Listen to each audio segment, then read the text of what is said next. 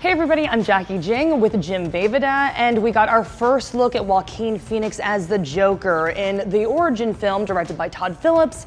It's getting a mixed reaction online. We're going to talk about our feelings in a little bit. But first, what do we know about this movie? Well, first of all, I know everyone is like, wait a minute, he's not really the Joker in this photo. He just looks like this bedraggled dude. And that's kind of the point. The movie is a standalone film that is about basically this failed comedian who has been kind of cast off by society and becomes the Joker that we know. So it is sort of in the vein of Killing Joke, but not an adaptation of Killing Joke. I believe it is set in the 1980s. They're now filming in New York. And it's partially inspired by the King of Comedy, according to a lot of reports, right down to the casting of Robert De Niro in a key role in the film. I knew the context of all that when I saw the photo, so I don't think I was as rattled as everyone else when they're like, oh, Joaquin Phoenix, Joker, first look, and it's like just this dude.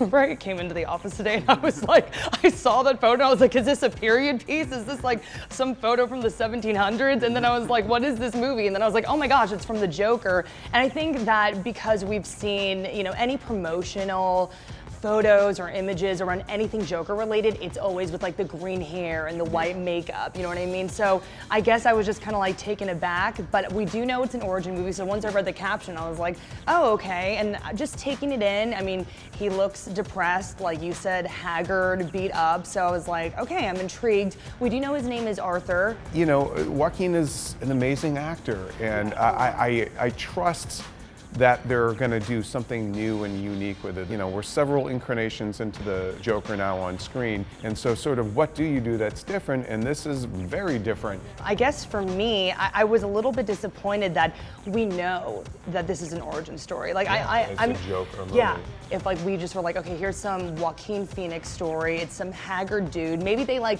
let on a little bit that it could be potentially connected to the Joker, but I wish that could have been the reveal at the end. Like we saw this evolution of this man into what became the Joker instead of like now we know. You know what I mean? Like it so almost the big like payoff would have been, oh my God, this is a Joker. I compared it to Split. It'll be interesting to see what exactly makes this guy crack apart, and the fact that they are drawing from camp comedy, and that one, that's a stand-up comedian who wants to be famous that he kidnaps his talk show host.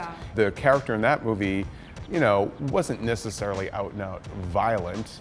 He commits an armed crime, but it's the Joker. You're going to have to see this guy really what drives him way over the edge to become a homicidal mass murderer. I guess with the King of Comedy, I'm interested to see that because with that character, it was like desperation. You know what I mean? That I felt like drove him. You know what I mean? So with the Killing Joke, I mean, like this was a man who was just like so depressed and like mentally broken down. Lost his wife and everything. We know too, like one thing we do know about this movie is that Frances Conroy is in there and she plays Arthur's mom, I believe. So that could be, that could be another element there. But in terms of what starts to make him kind of crack apart, or what kind of life, what kind of world he's living in that makes him just throw everything aside, that one bad day that they always talk about with the Joker, like that's all it takes to like set you off. One other thing I want to point out is that, with Heath Ledger's Joker, remember how he just kept on making up different origin stories?